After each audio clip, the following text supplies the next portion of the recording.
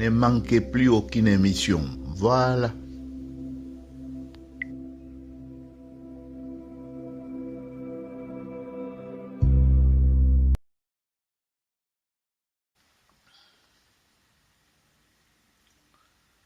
Salut à tous. Très heureux de faire notre rencontre d'aujourd'hui. Et aujourd'hui, je me suis décidé de pouvoir m'arrêter sur un élément qui nous heurte. Généralement, je ne peux pas parler pour tout le monde qui a les soucis de faire de recherche, afin de laisser des informations précises et plus proches de la vérité, pourquoi pas de la réalité, à nos progénitures, c'est-à-dire nos enfants, nos petits-enfants et arrière-petits-enfants. J'ai dit, nous nous heurtons à des difficultés puisque ceux qui détiennent l'information n'ont pas pu le livrer. Deuxième difficulté est que les Occidentaux qui ont été à la rencontre de nos peuples ne parlaient pas nos dialectes, ne parlaient pas nos langues, plus précisément. Et cela est une grande difficulté qui faisait que même quand ils étaient accompagnés d'interprètes, et parfois même ces interprètes parlaient d'autres langues qui étaient peut-être parlées ailleurs, qui pouvaient avoir de consonances ou de rapprochements, mais ça créait beaucoup de malentendus. Ça créait beaucoup de malentendus et beaucoup se retrouvent dans beaucoup de documents. Ainsi, on retrouve des documents avec parfois plusieurs noms qui désignent un même peuple, ou les cas le plus connu au Congo, c'est par exemple, les Portugais posent la question, on leur répond Zadi, et au Kasaï c'est Nsadi, Maya Nsadi, donc le Kasaï, et dans le Bas-Congo, c'était le fleuve Congo que vous connaissez aujourd'hui, et ont écrit sur leur papier Zaïre. Et vous connaissez, c'est un exemple que je peux vous donner. Bon, aujourd'hui, je partage avec les auteurs qui ont les mêmes soucis. Par exemple, un qui écrit « Presque toutes les monographies reprennent souvent sans critique les noms laissés par le premier agent européen, alors qu'ils ne recouvrent pas la même importance, moins encore la même signification pour les populations qu'ils désignent. » Je viens là de vous donner l'exemple d'un Zadi transformé en Zaïre, et vous savez bien qu'un Zadi, tout simplement, ça voulait dire le fleuve.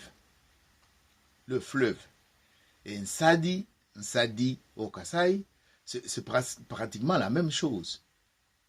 Et Livingstone, qui est passé par là, tout comme les Podge et consorts, quand ils posaient des questions, on leur répondait, mais ils écrivaient dans leur orthographe.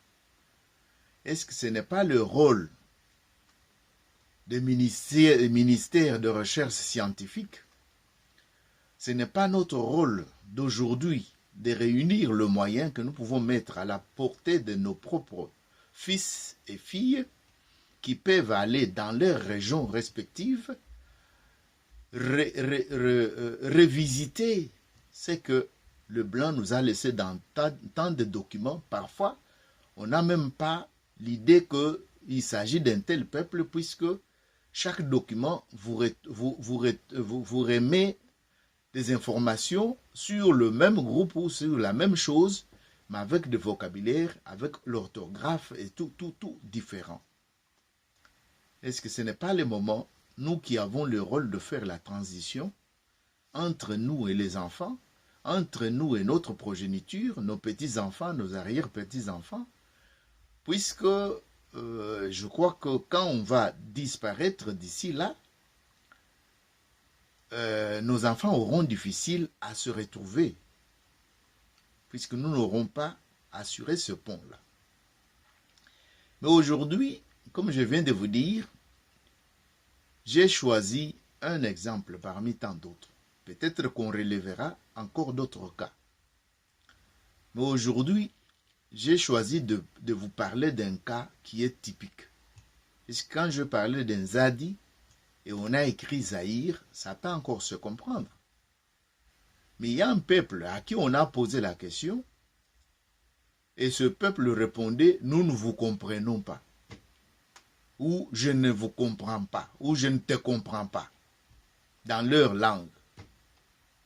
Et les Blancs écrits, c'est ça leur nom.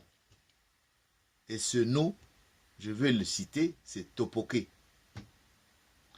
Mais le même nom Topoké là, avant qu'on rencontre le Topoké même,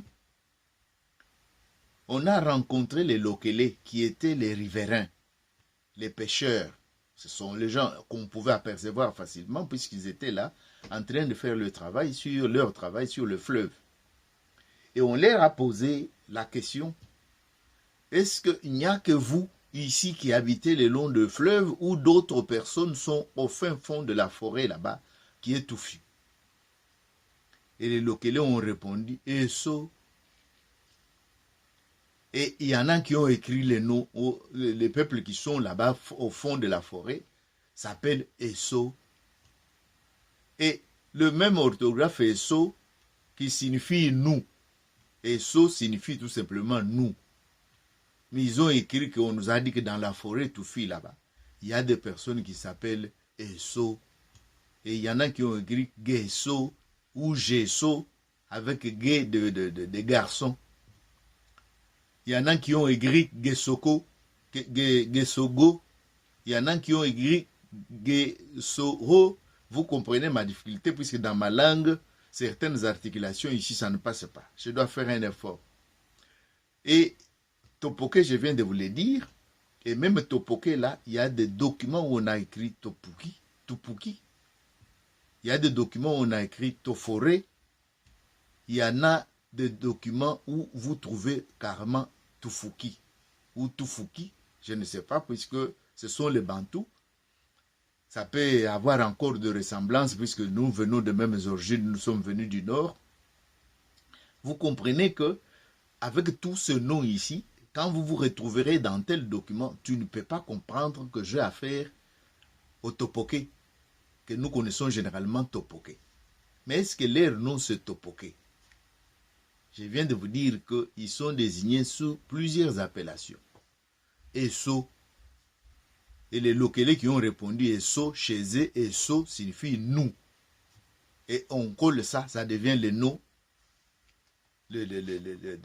indicatif ou qui pouvait désigner le peuple qui habiterait, à part eux, qui habiterait dans le fin fond de la forêt. Mais je viens de vous signaler que le Topoké et même avait dit aux Blancs, avait répondu aux Blancs que nous ne vous comprenons pas ou je ne te comprends pas.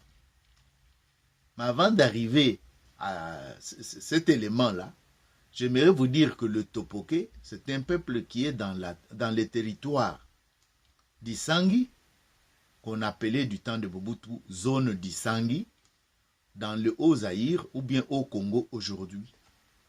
Vous pouvez les situer sur la carte.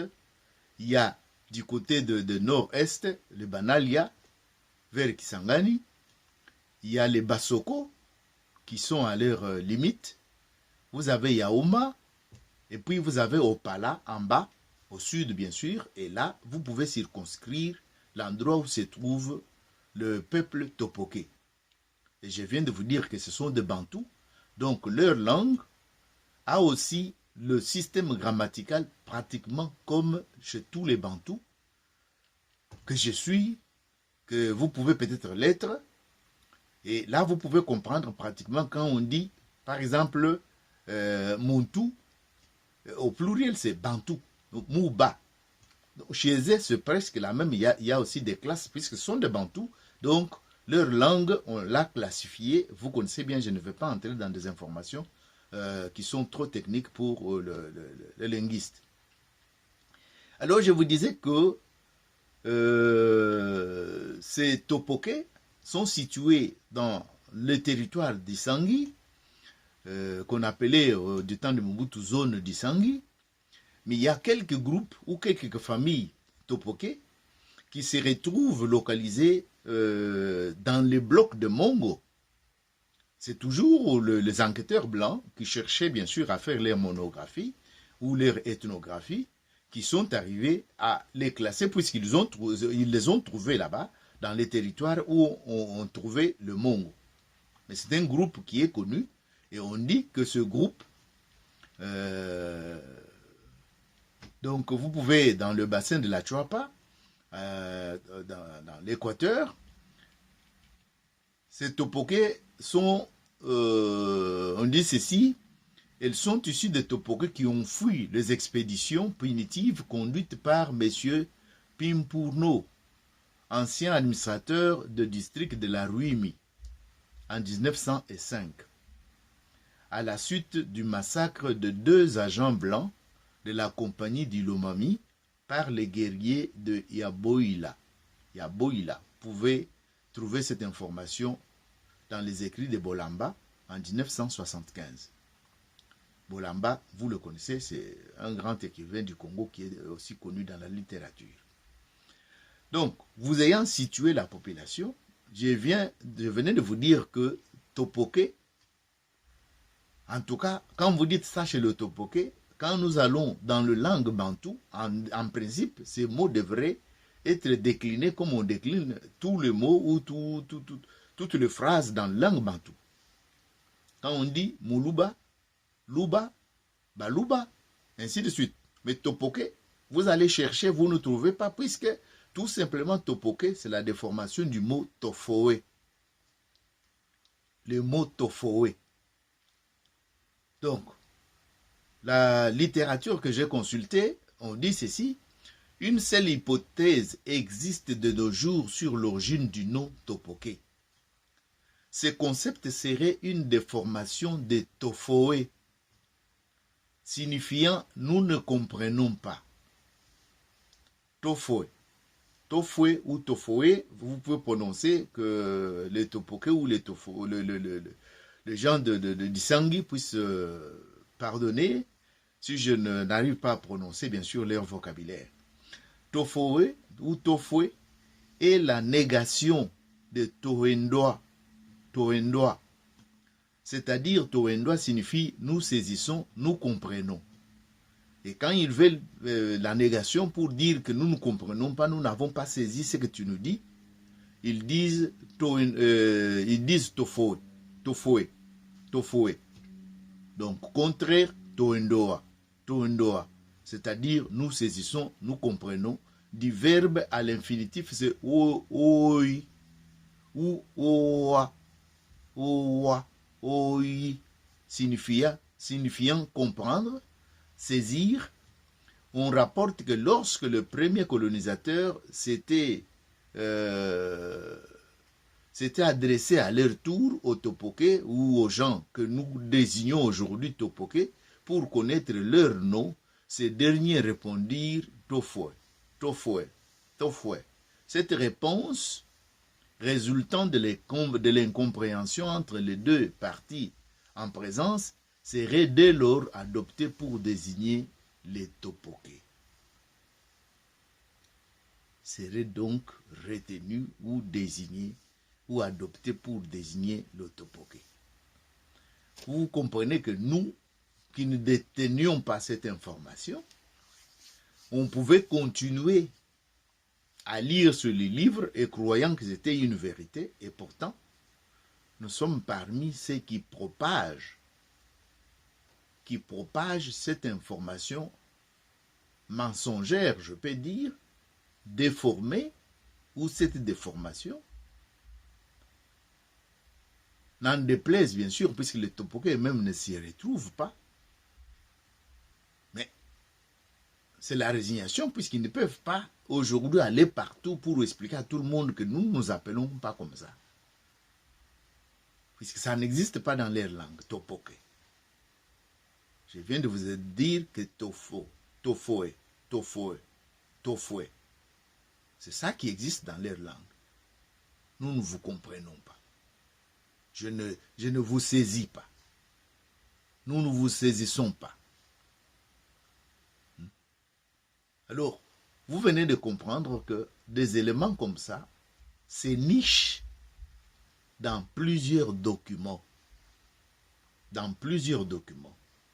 Et nous qui avons les nez et les yeux plongés ou la tête plongée dans les documents pour dénicher par-ci, par-là les éléments, nous avons du pain sur la planche. Et ainsi nous demandons au pouvoir public qui peuvent mobiliser les moyens et lancer nos chercheurs sur terrain pour arriver à revisiter tout ce document ou établir d'autres documents et même rendre la nomenclature officielle digeste pour que tous ces éléments ici ne puissent pas être perpétués ou bien continués chez des générations futures. C'est une demande et c'est aussi un souci.